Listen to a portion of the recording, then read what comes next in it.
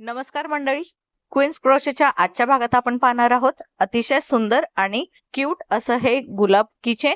बनवायला अतिशय सोपं आणि झटपट विणून तयार होणारे हे गुलाब किचन उरलेल्या धाग्यांनी देखील आपण हे बनवू शकतो. चला तर झटपट व्हिडिओला सुरुवात करूया. फुलासाठी मी माझ्या आवडीचे दोन रंग घेतलेले आहे.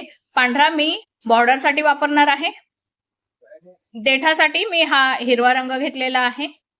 3 mm चा क्रोशिया हुक, कात्री आणि डार्निंग निडल.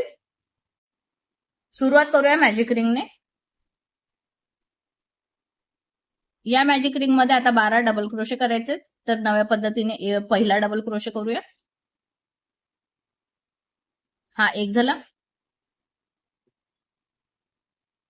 2, 3 करून घेऊया. इथे 12 डबल क्रोशे केलेत. यानंतर मॅजिक रिंगचा धागा ओढून रिंग बंद करूया. आता पहिल्या डबल क्रोशेच्या वरच्या लूप मध्ये इथे स्लिप स्टिच करून राऊंड जोडून घेऊया. आता यावरती पुन्हा नव्या पद्धतीने एक डबल क्रोशे करूया. पहिल्या लूप वरती पहिला डबल क्रोशे झालाय. आता याच लूप मध्ये आणखीन एक डबल क्रोशे करूया. म्हणजे पहिल्या लूप मध्ये 2 डबल क्रोशे केले. आता पुन्हा पुढच्या लूप मध्ये 2 डबल क्रोशे. याप्रमाणे प्रत्येक लूप मध्ये 2-2 डबल क्रोशे करायचे. दुसऱ्या राऊंडला 24 डबल क्रोशे तयार होतील. करून घेऊया. दुसरा राऊंड पूर्ण केलाय. इथे पहिल्या लूप मध्ये वरती स्लिप स्टिच करूया आणि राऊंड जोडून घेऊया. आता तिसरा राऊंड करूया. पुन्हा इथे पहिल्या लूप मध्ये एक डबल क्रोशे. पुन्हा याच लूप मध्ये आणखीन एक डबल क्रोशे करूया.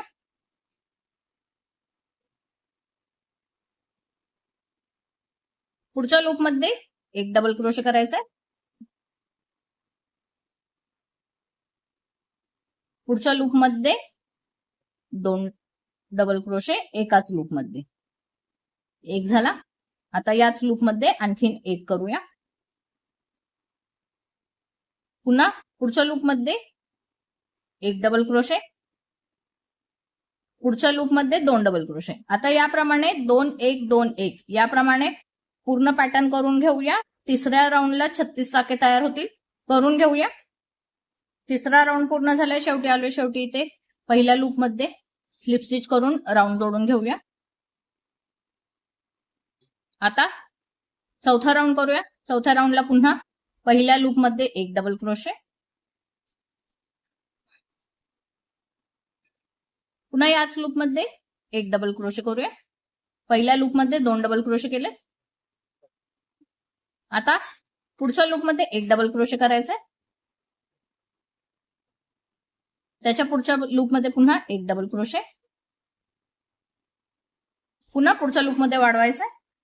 पुढच्या लूप मध्ये 2 डबल क्रोशे एकाच लूप मध्ये करूया. हा एक झाला. हा दुसरा डबल क्रोशे. पुन्हा पुढच्या लूप मध्ये एक डबल क्रोशे. पुढच्या लूप मध्ये पुन्हा एक डबल क्रोशे. पुढच्या लूप मध्ये 2 डबल क्रोशे. 2-1-1-2 याप्रमाणे हा पॅटर्न करायचा आहे.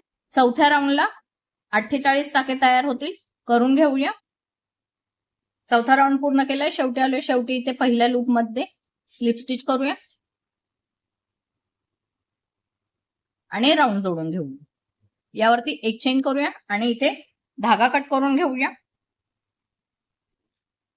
बॉर्डरला मी हा पांढरा धागा जोडणार आहे. जर एकाच रंगामध्ये करायचा असेल तर इथे धागा न कट करता याच रंगाने पुन्हा कंटिन्यू करायचे. तर मी इथे पांढऱ्या धाग्याने बॉर्डर करणार आहे. तर आधी कोणत्याही एका चेन मध्ये पांढरा धागा जोडून घेऊया. यावरती आता 2 चेन करूया. एक आणि पुढच्या लूप मध्ये स्लिप स्टिचने जोडून घ्यायचंय. पुन्हा यावरती 2 चेन करूया. 1 आणि 2. पुन्हा पुढच्या लूप मध्ये स्लिप स्टिच करून जोडून घेऊया. पुन्हा यावरती 2 चेन करूया. 1 आणि 2. पुन्हा पुढच्या लूप मध्ये स्लिप स्टिचने जोडून घेऊया. याप्रमाणे पूर्ण राऊंड करून घेऊया. मग दाखव. राऊंड पूर्ण केलाय, शेवटी आलोय. शेवटी इथे पहिल्या लूप मध्ये स्लिप स्टिच केली. यानंतर यावरती एक चेन करूया आणि इथे धागा कट करून घेऊया. यानंतर हे मागचे सर्व उरलेले धागे यांना फिनिशिंग करून घेऊया. धागा घेऊया आणि धागा थोडा मोठा कट करूया. हा जो गोल आहे याची उलट बाजू ही आहे आणि सरळ बाजू ही आहे. तर सरळ बाजू आतल्या बाजूला यायला हवी. याप्रमाणे रोल करायचा आहे. तर रोल करताना हे खूप सैल न करता अगदी घट्ट रोल करायचा आहे. इथे चिकटून रोल करून घ्यायचा याला व्यवस्थित.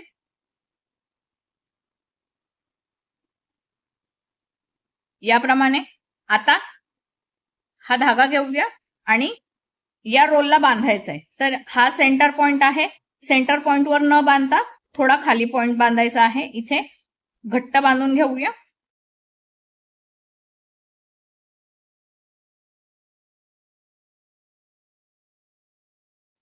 आता उरलेले धागे कापून घेऊया. यानंतर आता इकडची बाजू लहान आहे आणि इकडची बाजू मोठी आहे. तर मोठी बाजू आता उघडायला सुरुवात करूया. याप्रमाणे इथे घेऊया.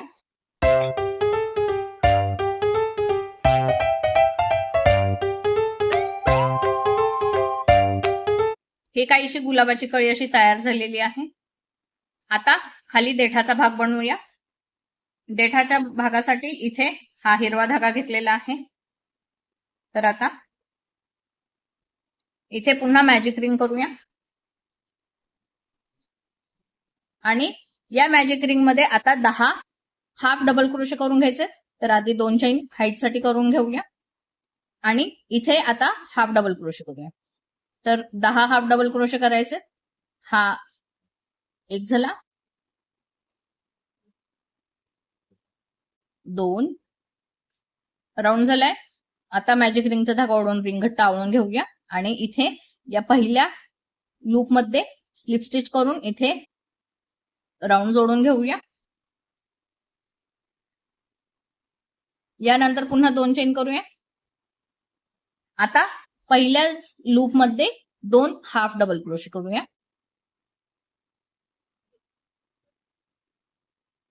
एक झाला.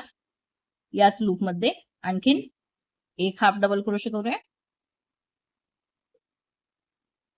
पुढच्या लूप मध्ये 1 हाफ डबल क्रोशे. पहिल्या लूप मध्ये 2 हाफ डबल क्रोशे केले. दुसऱ्या लूप मध्ये 1 हाफ डबल क्रोशे करायचा.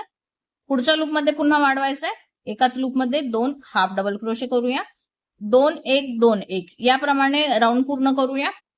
दुसऱ्या राऊंडला 15 हाफ डबल क्रोशे तयार होतील. करून घेऊया. राऊंड पूर्ण केल्या. शेवटी आलो. शेवटी इथे पहिल्या लूप मध्ये 1 स्लिप स्टिच करूया आणि इथे राऊंड जोडून घेऊया. राऊंड जोडून घेतलाय. यानंतर आता पानं बनवूया. तर यावरती आता 6 चैन करून घेऊया. 1 झाली, 2 3 4 5 आणि 6 चैन केल्या. आता हुक पासून दुसऱ्या चैन मध्ये 1 सिंगल क्रोशे करायचा आहे. इथे 1 सिंगल क्रोशे करूया. पुढच्या लूप मध्ये हाफ डबल क्रोशे. पुढच्या लूप मध्ये पुन्हा 1 half double crochet.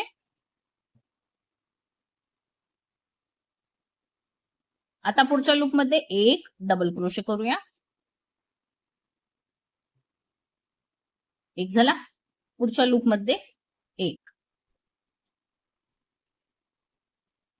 Double crochet. आता हे पहिलं पान तयार झालेलं आहे. आता इथे खाली 1 चैन सोडून देऊया.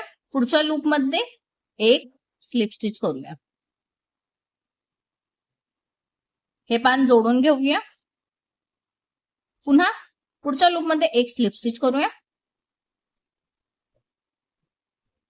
आता पुन्हा यावरती 6 चेन करूया. 1 2 3 4 5 आणि 6 चेन केल्या. आता पुन्हा पान बनवायचे. पुन्हा हुक पासून दुसऱ्या चेन मध्ये 1 सिंगल क्रोशे.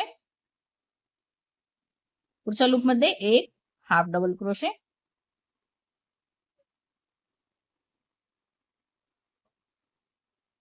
त्याच्या पुढच्या लूप मध्ये एक हाफ डबल क्रोशे, पुढच्या लूप मध्ये एक डबल क्रोशे, पुन्हा पुढच्या लूप मध्ये एक डबल क्रोशे. हे दुसरं पान तयार झाले. आता पुन्हा मध्ये एक चेनचा गॅप द्यायचा आहे.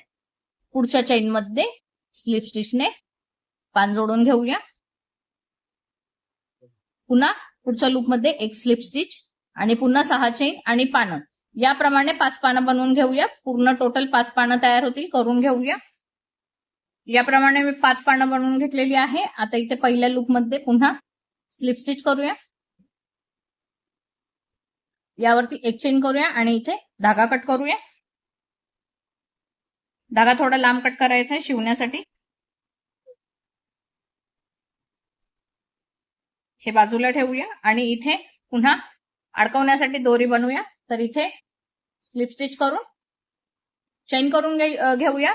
मी इथे 60 चेन करून घेणार आहे. हवी तेवढी इथे लांब चेन करून घ्यायची आहे. करून घेते मग दाखवते. दोरी बनवून झाली. इथे धागा कट करूया.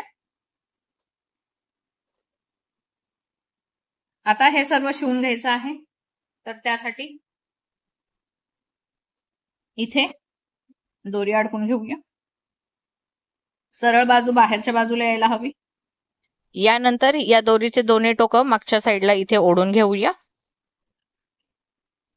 इथे हे दोन्ही टोकं मिळून घट्ट गाठ मारून घेऊया.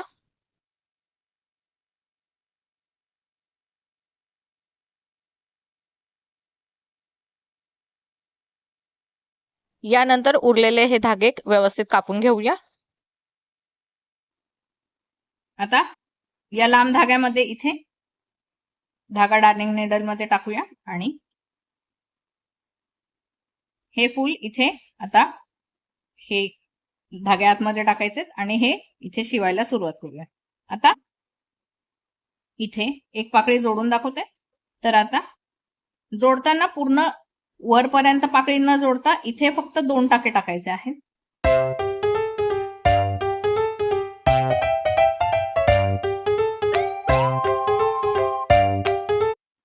इथून पुढच्या पाकळीत येऊया आणि पुढची पाकळी जोडूया.